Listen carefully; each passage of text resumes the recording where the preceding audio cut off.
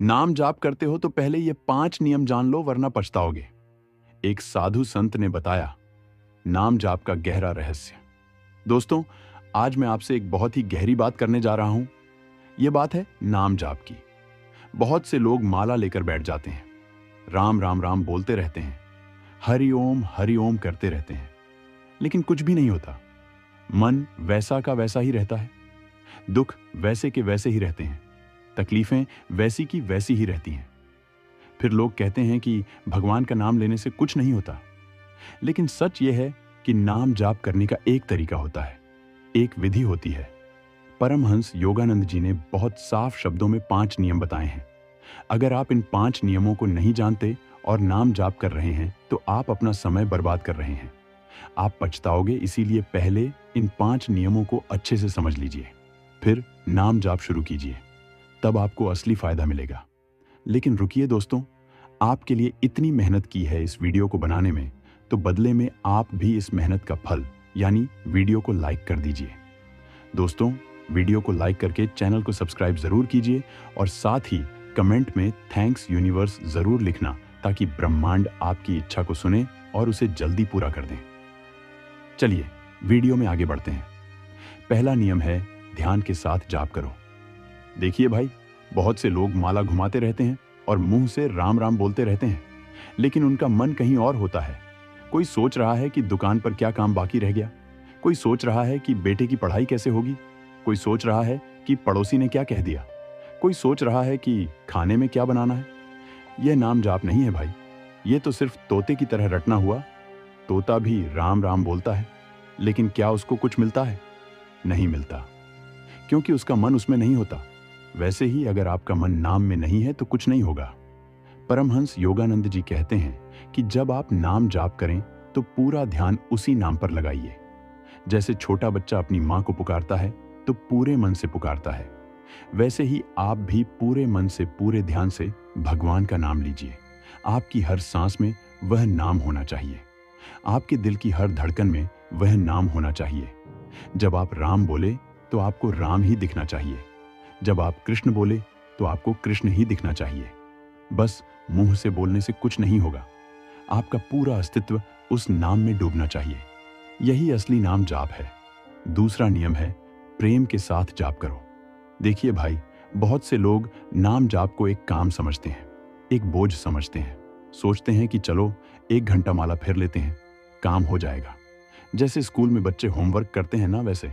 लेकिन नाम जाप कोई होमवर्क नहीं है भाई, ये तो प्यार है, ये तो प्रेम है।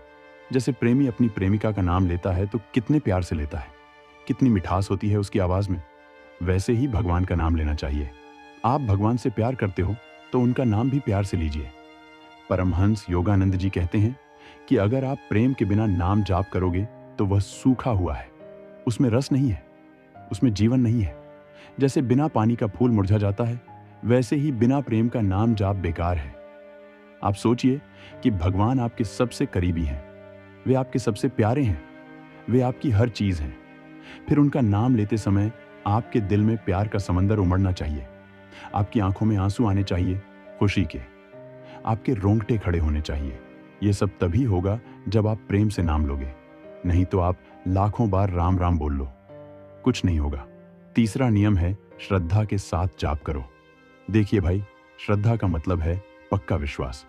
जैसे आपको पक्का विश्वास है कि सूरज पूरब से निकलेगा, वैसे ही आपको पक्का विश्वास होना चाहिए कि नाम जाप से आपका कल्याण होगा। बहुत से लोग नाम जाप करते हैं लेकिन मन में शंका रखते हैं, सोचते हैं कि पता नहीं कुछ होगा भी या नहीं। कोई कहता है कि मैंने तो 6 महीने से माला फेर रहा हूं, कुछ नहीं हुआ। ये शंका है भाई, ये अविश्वास है। अगर आप खुद ही नहीं मानते कि नाम जाप से कुछ होगा तो कैसे होगा? परमहंस योगानंद जी कहते हैं कि नाम में अनंत शक्ति है। भगवान का नाम सबसे बड़ी औषधि है, लेकिन औषधि भी तभी काम करती है जब आप उस पर विश्वास करें। डॉक्टर दवाई देता है और आप कहें कि मुझे नहीं लगता यह काम करेगी, तो वह दवाई भी काम नहीं करेगी। वैसे ही नाम जाप में आपकी श्रद्धा बहुत जरूरी है। आपको पूरा यकीन होना चाहिए कि यह नाम मुझे बचाएगा, यह नाम मेरी सारी तकलीफें दूर करेगा, यह नाम मुझे भगवान तक पहुंचाएगा। जब आपके मन में इतना पक्का विश्वास होगा तभी नाम जाप का असली फायदा मिलेगा। बिना श्रद्धा के नाम जाप बेकार है। चौथा नियम है नियमित रूप से जाप करो। देखिए भाई, बहुत से लोग आज माला फेरेंगे, कल नहीं फेरेंगे, परसों फिर फेरेंगे, फिर 3 दिन छोड़ देंगे। किसी दिन सुबह करेंगे, किसी दिन शाम को करेंगे, किसी दिन बिल्कुल नहीं करेंगे।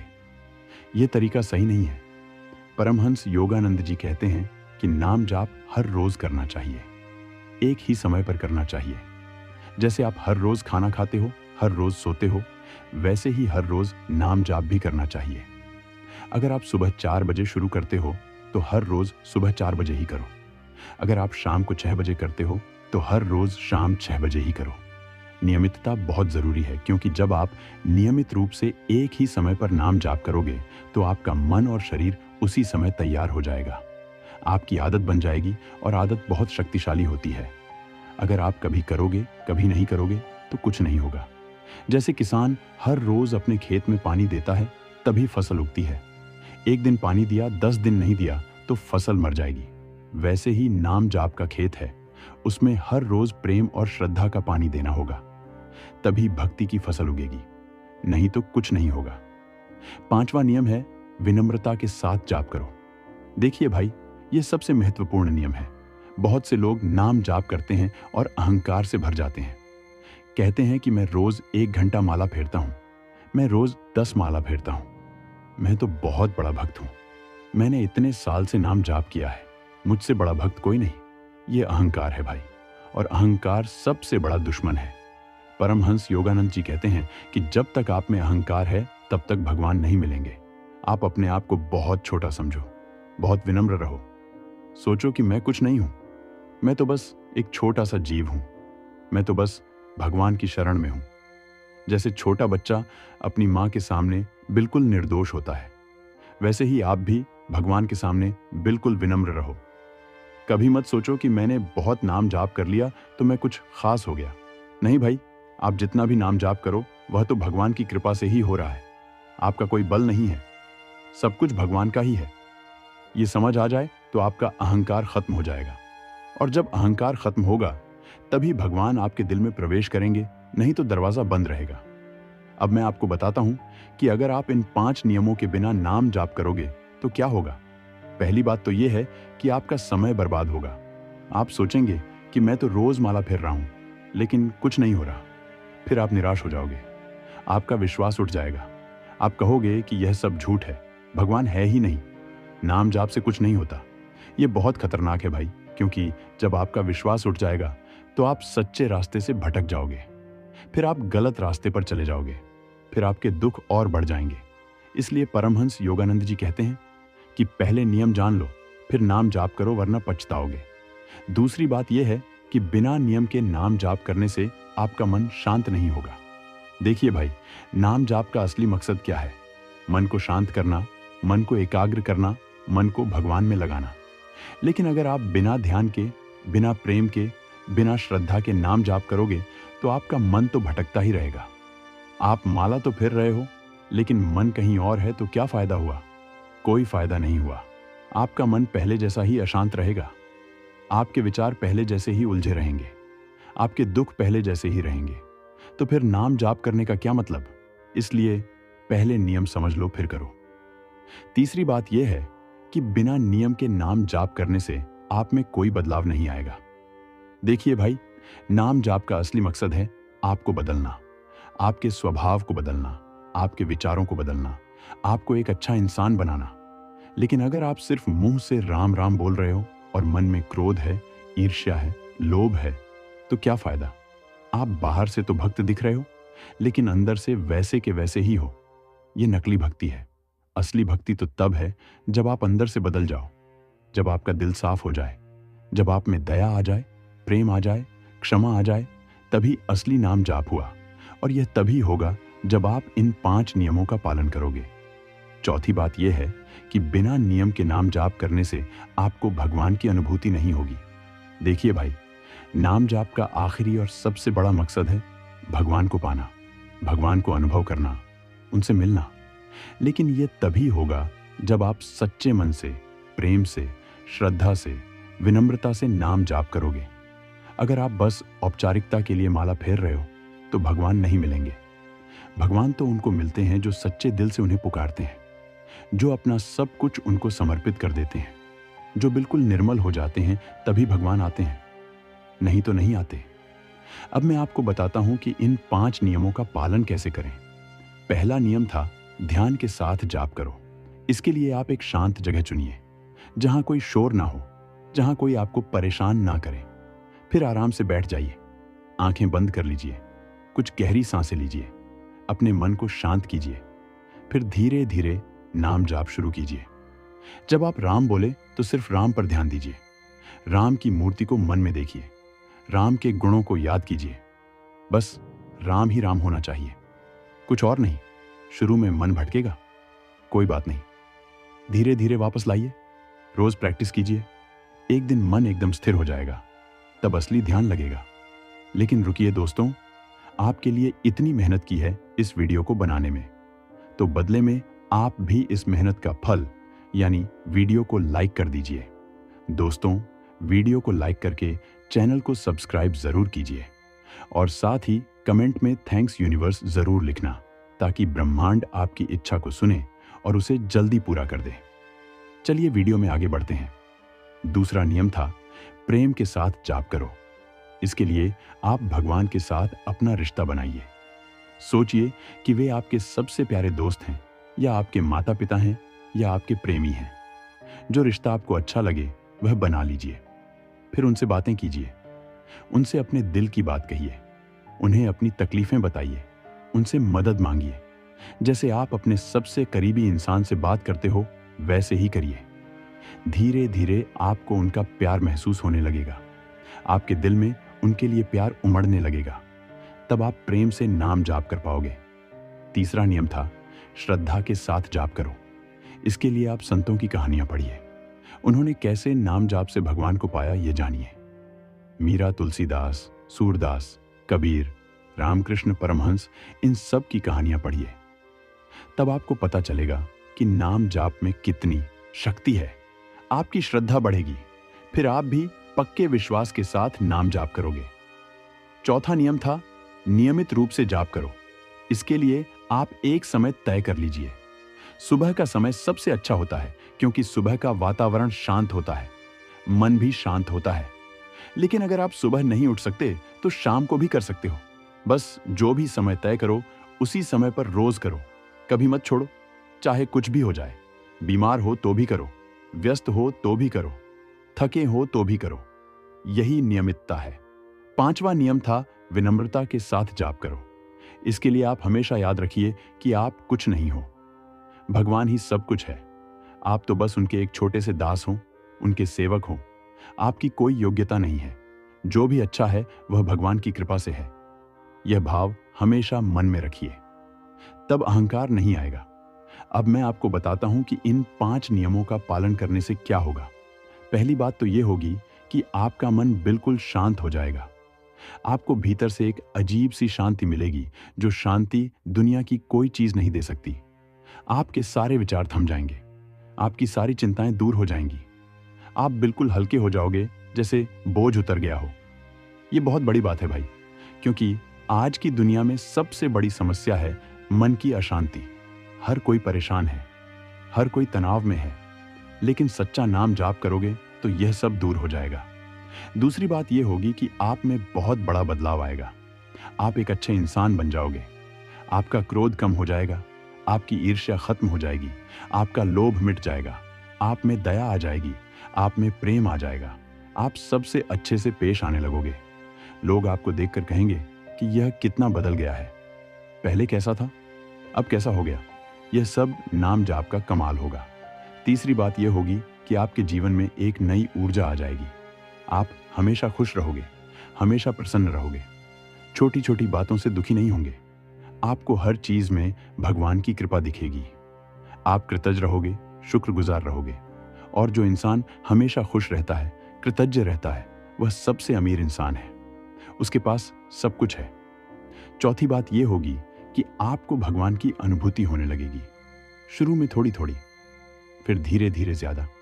एक दिन ऐसा आएगा जब आपको हर चीज में भगवान दिखेंगे। हर फूल में, हर पेड़ में, हर इंसान में, हर जीव में आपको महसूस होगा कि भगवान हर जगह हैं। वे मुझसे अलग नहीं हैं, वे मेरे भीतर हैं, मैं उनमें हूं। यह अनुभूति होते ही सब कुछ बदल जाता है। यह सबसे बड़ा अनुभव है जो किसी को मिल सकता है। पांचवी बात यह होगी कि आपके सारे दुख खत्म हो जाएंगे। जन्म मृत्यु के चक्र से आप मुक्त हो जाओगे। आपको मोक्ष मिल जाएगा। आप भगवान में समा जाओगे। यही तो आखिरी लक्ष्य है, यही तो सबसे बड़ी उपलब्धि है। और यह सब नाम जाप से ही होगा, लेकिन सच्चे नाम जाप से, इन 5 नियमों का पालन करके। अब मैं आपसे कहना चाहता हूं कि यह 5 नियम सुनने में बहुत आसान लगते हैं, लेकिन इन्हें करना बहुत मुश्किल है। बहुत मेहनत लगती है, बहुत धैर्य लगता है। शुरू में आपको लगेगा कि यह तो बहुत कठिन है, मुझसे नहीं होगा। लेकिन हार मत मानिए, रोज थोड़ा थोड़ा करते रहिए। धीरे धीरे आपको आदत पड़ जाएगी, और जब आदत पड़ जाएगी तो फिर सब आसान हो जाएगा। परमहंस योगानंद जी कहते हैं कि नाम जाप सबसे आसान साधना है, लेकिन सबसे शक्तिशाली भी है, क्योंकि भगवान का नाम ही भगवान है। नाम में भगवान की पूरी शक्ति है। जब आप भगवान का नाम लेते हो तो आप उनकी शक्ति को बुला रहे हो, उनकी कृपा को बुला रहे हो। और भगवान की कृपा से बड़ा कुछ नहीं है। वह सब कुछ कर सकती है, वह असंभव को संभव बना सकती है। लेकिन यह कृपा तभी मिलेगी जब आप सच्चे मन से इन 5 नियमों का पालन करते हुए नाम जाप करोगे। बहुत से लोग पूछते हैं कि कौन सा नाम लें, राम लें, कृष्ण लें, शिव लें, अल्लाह लें, गुरु लें या कुछ और। परमहंस योगानंद जी कहते हैं कि नाम से कोई फर्क नहीं पड़ता। भगवान एक ही हैं, नाम अलग अलग हैं। आप जिस नाम में विश्वास करते हो, जिस नाम से आपको प्रेम है, वही नाम लो। बस उसे सच्चे मन से लो, पूरी श्रद्धा से लो, तब चमत्कार होगा। कुछ लोग यह भी पूछते हैं कि कितनी देर तक नाम जाप करें। परमहंस योगानंद जी कहते हैं कि समय की कोई सीमा नहीं है। जितना ज्यादा करोगे उतना अच्छा है, लेकिन गुणवत्ता मात्रा से ज्यादा महत्वपूर्ण है। अगर आप 10 मिनट भी सच्चे मन से, पूरे ध्यान से, पूरे प्रेम से करोगे, तो वह 1 घंटे के बिना ध्यान के नाम जाप से बेहतर है। इसीलिए पहले गुणवत्ता पर ध्यान दो, फिर धीरे धीरे समय बढ़ाओ। मैं आपको एक बात और बताना चाहता हूं। नाम जाप सिर्फ माला फेरते समय ही नहीं करना है। आप हर समय नाम जाप कर सकते हो। जब आप चल रहे हो तब मन ही मन राम राम बोलो। जब आप काम कर रहे हो तब भी मन में नाम चलता रहे। जब आप खाना खा रहे हो तब भी नाम याद रहे। धीरे धीरे यह इतनी आदत बन जाएगी कि नाम अपने आप चलता रहेगा। जैसे सांस चलती रहती है, वैसे ही नाम चलता रहेगा। यह सबसे ऊंची अवस्था है, जब नाम हर समय आपके साथ रहे। अब मैं अपनी बात समाप्त करता हूं। मैंने आपको परमहंस योगानंद जी के बताए हुए 5 नियम समझाए हैं। ध्यान के साथ, प्रेम के साथ, श्रद्धा के साथ, नियमित रूप से और विनम्रता के साथ नाम जाप करो। इन 5 नियमों को कभी मत भूलो। इन्हें अपने जीवन में उतारो। रोज इनका पालन करो, तब आपको असली नाम जाप का फल मिलेगा। आपका जीवन बदल जाएगा। आपको शांति मिलेगी, आपको खुशी मिलेगी, आपको भगवान मिलेंगे। और यही तो जीवन का असली मकसद है। अगर आप बिना इन नियमों के नाम जाप करोगे तो आप अपना समय बर्बाद करोगे। आपको कुछ नहीं मिलेगा, आप निराश होंगे, आप पछताओगे। इसीलिए मैं आपसे विनती करता हूं कि पहले इन 5 नियमों को अच्छे से समझ लो, फिर नाम जाप शुरू करो। शुरू में मुश्किल लगेगा, लेकिन हार मत मानना, धैर्य रखना, रोज थोड़ा थोड़ा करते रहना। एक दिन सफलता जरूर मिलेगी, भगवान जरूर मिलेंगे।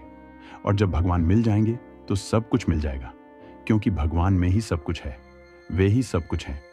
उन्हें पाकर फिर कुछ पाना बाकी नहीं रहता। यही अंतिम सत्य है, यही परम सुख है। और यह सब नाम जाप से मिलता है, सच्चे नाम जाप से। इन 5 नियमों का पालन करके तो आज से ही शुरू कर दीजिए। देर मत कीजिए, क्योंकि जीवन छोटा है और समय बहुत कीमती है। हर पल का सदुपयोग कीजिए, नाम जाप कीजिए और भगवान को पा लीजिए। यही मेरी आपसे विनती है। परमहंस योगानंद जी की पहली कड़वी सच्चाई यह है कि अधिकतर लोग अपनी जिंदगी सोए हुए बिता देते हैं। हाँ भाई, यह बिल्कुल सच है। लोग सोचते हैं कि वे जाग रहे हैं, वे काम कर रहे हैं, वे जी रहे हैं। लेकिन योगानंद जी कहते हैं कि नहीं, तुम सो रहे हो, तुम सपने में जी रहे हो। तुम्हें असली जिंदगी का पता ही नहीं है। तुम बस एक यंत्र की तरह चल रहे हो। सुबह उठो, नहा धोकर काम पर जाओ, काम करो, घर आओ, खाना खाओ, सो जाओ, फिर वही सुबह, वही दिन, वही रात। यह चक्र चलता रहता है और तुम सोचते हो कि यही जिंदगी है। लेकिन योगानंद जी कहते हैं कि नहीं, ये जिंदगी नहीं है, ये तो बस समय बर्बाद करना है। असली जिंदगी तो तब शुरू होती है जब तुम अपने भीतर झांको, जब तुम अपने असली स्वरूप को जानो, जब तुम ये समझो कि मैं कौन हूं, मैं क्यों हूं। मेरा मकसद क्या है। लेकिन लोग यह सब नहीं सोचते। वे बस भेद्दा चाल में चलते रहते हैं। जैसे सब चल रहे हैं वैसे ही चलते रहते हैं और पूरी जिंदगी निकल जाती है। ये कितनी दुखद बात है। परमहंस योगानंद जी कहते हैं कि जागो, अपनी नींद से जागो, अपनी बेहोशी से बाहर निकलो, वरना पूरी जिंदगी व्यर्थ चली जाएगी। दूसरी कड़वी सच्चाई यह है कि ज्यादातर लोग सिर्फ शरीर के गुलाम हैं। योगानंद जी कहते हैं कि देखो तुम्हारा पूरा दिन क्या होता है। सुबह उठे तो सबसे पहले शरीर की चिंता। भूख लगी है, खाना खाओ। प्यास लगी है, पानी पियो। नींद आ रही है, सो जाओ। ठंड लग रही है, कपड़े पहनो। गर्मी लग रही है, पंखा चलाओ। पूरे दिन बस शरीर की सेवा। शरीर को आराम चाहिए, शरीर को मजा चाहिए, शरीर को सुख चाहिए, और तुम सोचते हो कि यह तुम हो। तुम सोचते हो कि मैं यह शरीर हूं। लेकिन योगानंद जी कहते हैं कि नहीं, तुम शरीर नहीं हो, तुम तो आत्मा हो, तुम तो परमात्मा का अंश हो। लेकिन तुमने अपने असली स्वरूप को भुला दिया है। तुम शरीर में इतने उलझ गए हो कि तुम्हें आत्मा की याद ही नहीं रही। और जब तक तुम शरीर के गुलाम रहोगे तब तक तुम्हें शांति नहीं मिलेगी, क्योंकि शरीर की कोई तृप्ति नहीं होती। उसे जितना दो उतना कम है। उसकी भूख कभी नहीं मिटती, उसकी इच्छाएं कभी खत्म नहीं होती। इसलिए योगानंद जी कहते हैं कि शरीर की गुलामी से मुक्त हो जाओ। शरीर को उतना ही दो जितना जरूरी है। बाकी समय अपनी आत्मा की चिंता करो, अपने भीतर देखो, वहां असली खजाना है। तीसरी कड़वी सच्चाई यह है कि लोग बाहर से खुशी खोजते रहते हैं और पूरी जिंदगी दुखी रहते हैं। योगानंद जी कहते हैं कि यह सबसे बड़ी मूर्खता है।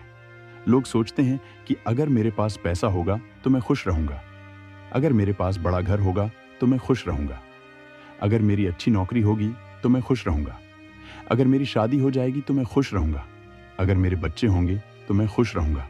लेकिन क्या होता है, पैसा आ जाता है लेकिन खुशी नहीं आती। बड़ा घर मिल जाता है लेकिन मन खाली रहता है। नौकरी मिल जाती है लेकिन संतोष नहीं मिलता। शादी हो जाती है लेकिन झगड़े शुरू हो जाते हैं। बच्चे हो जाते हैं लेकिन चिंताएं बढ़ जाती हैं। फिर लोग सोचते हैं कि अभी कुछ और चाहिए, और ज्यादा पैसा चाहिए, और बड़ा घर चाहिए, बेहतर नौकरी चाहिए। और यह चक्र चलता रहता है और खुशी कभी नहीं मिलती। क्योंकि योगानंद जी कहते हैं कि खुशी बाहर नहीं है भाई, खुशी तो तुम्हारे भीतर है, खुशी तो तुम्हारा स्वभाव है। लेकिन तुम बाहर खोज रहे हो, इसलिए नहीं मिल रही। यह ऐसा है जैसे कोई अपना चश्मा नाक पर रखे हुए हैं और उसे ढूंढ रहा है। चश्मा तो तुम्हारे पास ही है लेकिन तुम बाहर खोज रहे हो। वैसे ही खुशी तुम्हारे भीतर है लेकिन तुम बाहर खोज रहे हो, इसलिए नहीं मिल रही। चौथी कड़वी सच्चाई यह है कि लोग मंदिर जाते हैं, पूजा करते हैं, माला फेरते हैं, लेकिन उनका जीवन नहीं बदलता। योगानंद जी कहते हैं कि यह सब दिखावा है, यह सब ढोंग है। तुम सुबह मंदिर जाते हो, घंटी बजाते हो, भगवान की मूर्ति के आगे सिर झुकाते हो, फूल चढ़ाते हो, प्रसाद खाते हो, फिर घर आकर अपनी पत्नी से झगड़ा करते हो, अपने बच्चों पर चिल्लाते हो, अपने नौकर को गाली देते हो, दुकान पर जाकर ग्राहकों को ठगते हो, झूठ बोलते हो, धोखा देते हो, फिर शाम को फिर मंदिर जाते हो। ये कैसी भक्ति है? योगानंद जी कहते हैं कि यह भक्ति नहीं है, यह तो नाटक है। असली भक्ति तो तब है जब तुम्हारा पूरा जीवन ही पूजा बन जाए। तुम्हारे हर काम में भगवान दिखे, तुम्हारे हर शब्द में भगवान हो, तुम्हारे हर व्यवहार में भगवान हो।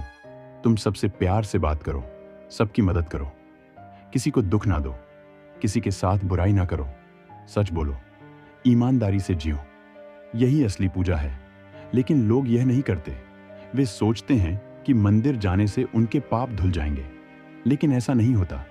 तुम रोज 1 घंटा मंदिर में बिताओ और 23 घंटे गलत काम करो तो भगवान नहीं मिलेंगे। भगवान तो उसको मिलते हैं जो 24 घंटे सही तरीके से जीता है। 5वीं कड़वी सच्चाई यह है कि लोग मरने से डरते हैं लेकिन जीना नहीं जानते। योगानंद जी कहते हैं कि यह बहुत अजीब बात है। लोग कहते हैं कि हम मरना नहीं चाहते, हमें लंबी जिंदगी चाहिए। लेकिन जब उनसे पूछो कि तुम जिंदगी में क्या कर रहे हो, तो कोई जवाब नहीं होता। वे बस समय काट रहे हैं, बस दिन गुजार रहे हैं। उनके जीवन में कोई मकसद नहीं है, कोई लक्ष्य नहीं है, कोई उत्साह नहीं है, कोई जोश नहीं है। वे मरे हुए की तरह जी रहे हैं, फिर भी मरने से डरते हैं। योगानंद जी कहते हैं कि अगर तुम सच में जीना सीख जाओ तो मृत्यु से डर खत्म हो जाएगा, क्योंकि तब तुम जान जाओगे कि मृत्यु कुछ नहीं है। यह तो बस एक बदलाव है, यह तो बस एक संक्रमण है। जैसे तुम एक कमरे से दूसरे कमरे में जाते हो, लेकिन लोग मृत्यु को अंत समझते हैं, इसलिए डरते हैं।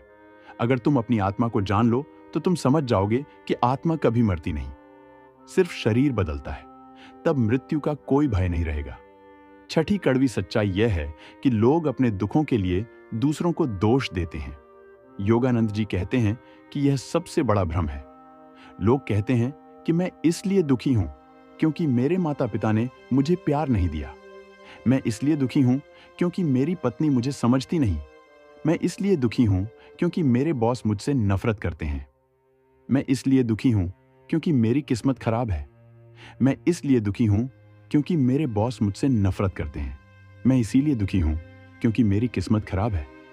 मैं इसीलिए दुखी हूं क्योंकि मेरे बॉस मुझसे नफरत करते हैं। मैं इसलिए दुखी हूं क्योंकि मेरी किस्मत खराब है। मैं इसलिए दुखी हूं क्योंकि मेरे बॉस मुझसे नफरत करते हैं। मैं इसलिए दुखी हूं क्योंकि मेरी किस्मत खराब है। मैं इसीलिए दुखी हूं क्योंकि मेरे बॉस मुझसे नफरत करते हैं। मैं इसीलिए दुखी हूं क्योंकि मेरी किस्मत खराब है। मैं इसलिए दुखी हूं क्योंकि मेरे बॉस मुझसे नफरत करते हैं। मैं इसलिए दुखी हूं क्योंकि मेरी किस्मत खराब है। मैं इसलिए दुखी हूं क्योंकि मेरे बॉस मुझसे नफरत करते हैं। मैं इसलिए दुखी हूं क्योंकि मेरी किस्मत खराब है। मैं इसलिए दुखी हूं क्योंकि मेरे बॉस मुझसे नफरत करते हैं। मैं इसीलिए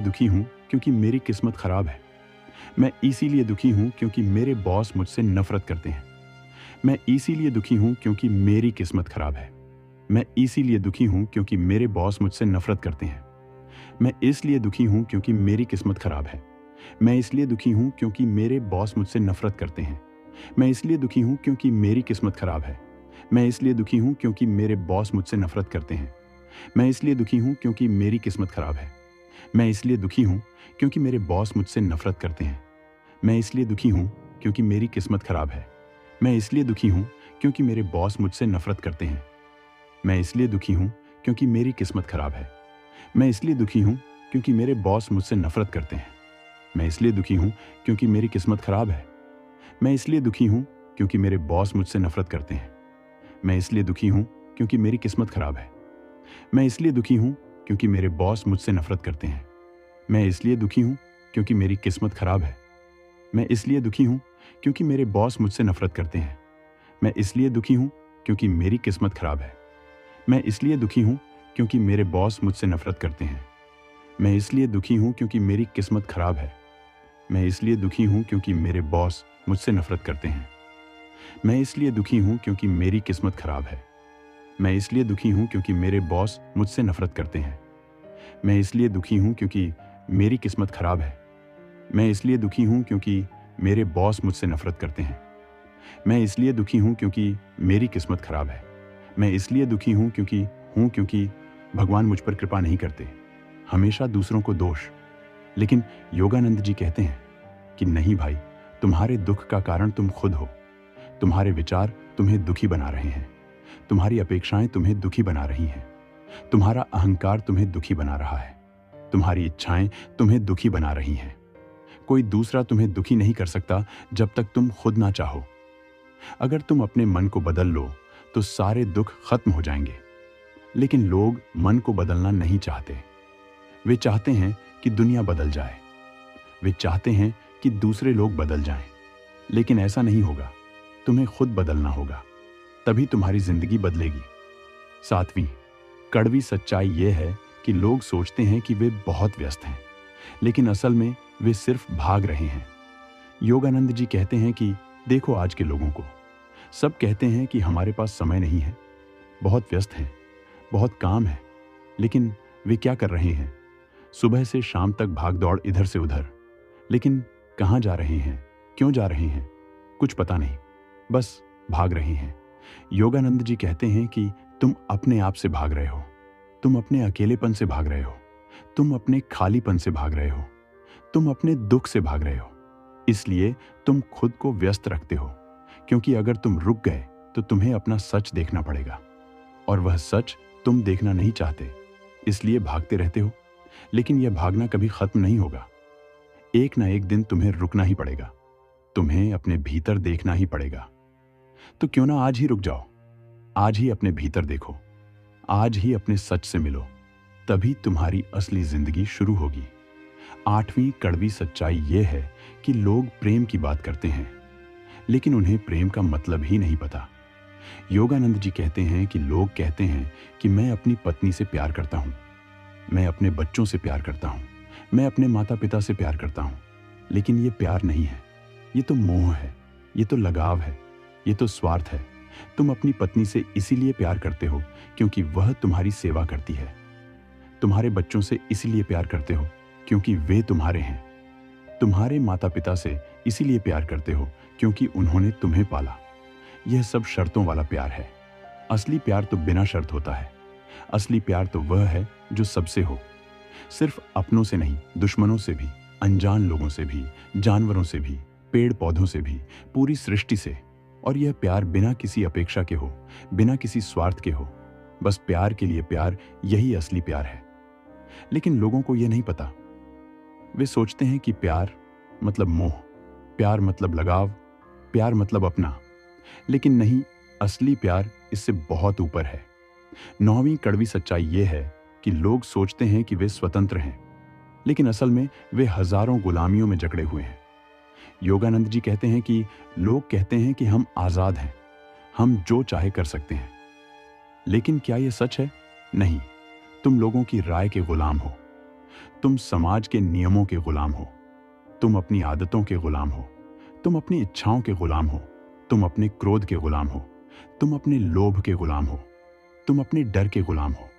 हर चीज तुम्हें बांधे हुए है। तुम कहीं भी स्वतंत्र नहीं हो। असली स्वतंत्रता तो तब है जब तुम किसी चीज के गुलाम ना हो, जब तुम्हें किसी चीज की परवाह ना हो, जब तुम अपने मन के मालिक हो, जब तुम अपनी इच्छाओं को काबू में कर सको, जब तुम अपने विचारों को नियंत्रित कर सको, तभी तुम सच में आजाद हो। लेकिन यह आजादी बहुत मुश्किल है। इसके लिए बहुत साधना चाहिए, बहुत मेहनत चाहिए। लेकिन लोग यह मेहनत नहीं करना चाहते। वे सोचते हैं कि वे वैसे ही आजाद हैं, लेकिन यह भ्रम है। 10वीं कड़वी सच्चाई यह है कि लोग धर्म के नाम पर लड़ते हैं, लेकिन धर्म को समझते नहीं। योगानंद जी कहते हैं कि यह सबसे दुखद बात है। लोग कहते हैं कि मेरा धर्म सबसे अच्छा है, मेरा भगवान सबसे बड़ा है, मेरा रास्ता सबसे सही है और बाकी सब गलत हैं। फिर वे लड़ते हैं, झगड़ते हैं, एक दूसरे को मारते हैं धर्म के नाम पर, भगवान के नाम पर। लेकिन योगानंद जी कहते हैं कि यह धर्म नहीं है, यह तो अधर्म है। धर्म तो एक ही है, सत्य एक ही है, भगवान एक ही है, बस उन्हें पाने के रास्ते अलग अलग हैं। कोई मंदिर जाता है, कोई मस्जिद जाता है, कोई गिरजाघर जाता है, कोई गुरुद्वारा जाता है, लेकिन सब एक ही मंजिल की ओर जा रहे हैं। असली धर्म तो वह है जो तुम्हें प्रेम सिखाए, जो तुम्हें दया सिखाए, जो तुम्हें क्षमा सिखाए, जो तुम्हें सत्य सिखाए, जो तुम्हें अहिंसा सिखाए। ये सब धर्मों में समान है, लेकिन लोग यह नहीं देखते। वे बाहरी चीजों को देखते हैं, वे मूर्ति को देखते हैं, वे किताब को देखते हैं, वे रीति रिवाज को देखते हैं और इन पर लड़ते हैं। यह कितनी मूर्खता है। 11वीं कड़वी सच्चाई यह है कि लोग गुरु की तलाश में भटकते हैं, लेकिन जब गुरु मिलता है तो उसकी बात नहीं मानते। योगानंद जी कहते हैं कि बहुत से लोग आते हैं और कहते हैं कि मुझे गुरु चाहिए, मुझे कोई मार्गदर्शक चाहिए, मुझे कोई सिखाने वाला चाहिए। फिर जब उन्हें गुरु मिलता है तो वे उसकी बात काटने लगते हैं, वे अपनी बुद्धि लगाने लगते हैं, वे सोचने लगते हैं कि यह सही है या गलत। वे गुरु से बहस करने लगते हैं। योगानंद जी कहते हैं कि अगर तुम्हें अपनी बुद्धि पर इतना विश्वास है तो गुरु की जरूरत ही क्या है। गुरु तो उसे चाहिए जो समर्पण कर सके, जो पूरी श्रद्धा से गुरु की बात माने, जो अपने अहंकार को छोड़ दे, जो कहे कि मैं कुछ नहीं जानता, आप जो कहोगे वही करूंगा। तभी गुरु तुम्हें कुछ सिखा सकता है। लेकिन अगर तुम अपनी बुद्धि और अहंकार से भरे हो तो गुरु कुछ नहीं कर सकता। तुम खाली बर्तन की तरह होने चाहिए, तभी गुरु तुम्हें ज्ञान से भर सकता है। लेकिन अगर तुम पहले से ही भरे हुए हो तो कैसे भरेगा? 12वीं कड़वी सच्चाई यह है कि लोग ध्यान करना चाहते हैं लेकिन अपने मन को साफ नहीं करना चाहते। योगानंद जी कहते हैं कि बहुत से लोग आते हैं और कहते हैं कि मुझे ध्यान सिखाइए, मुझे योग सिखाइए, मुझे समाधि चाहिए। लेकिन जब उनसे कहो कि पहले अपना मन साफ करो तो वे नहीं करते। उनके मन में क्रोध भरा है, ईर्ष्या भरी है, लोभ भरा है, काम भरा है, घृणा भरी है और वे चाहते हैं कि इस गंदे मन से ध्यान हो जाए। ये कैसे संभव है? योगानंद जी कहते हैं कि पहले अपने मन को साफ करो, अपने विकारों को हटाओ, अपने बुरे विचारों को निकालो, अपने बुरे संस्कारों को मिटाओ, तब ध्यान होगा। ध्यान के लिए एक साफ मन चाहिए। जैसे तुम किसी गंदे बर्तन में दूध नहीं रख सकते, वैसे ही गंदे मन में ध्यान नहीं हो सकता। पहले बर्तन साफ करो, फिर दूध रखो। लेकिन लोग यह नहीं समझते।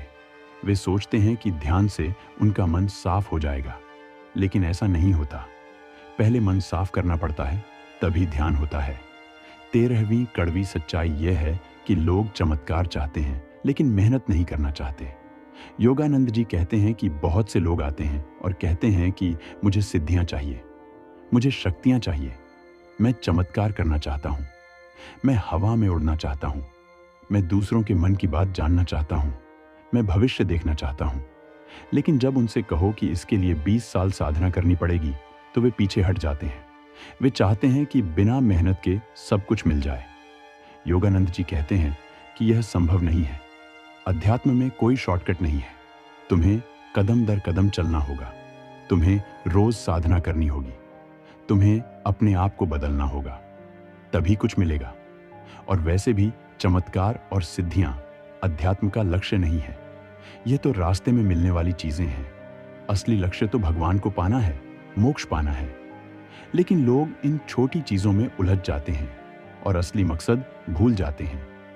14वीं कड़वी सच्चाई यह है कि लोग सोचते हैं कि वे बहुत जानते हैं, लेकिन असल में वे कुछ नहीं जानते।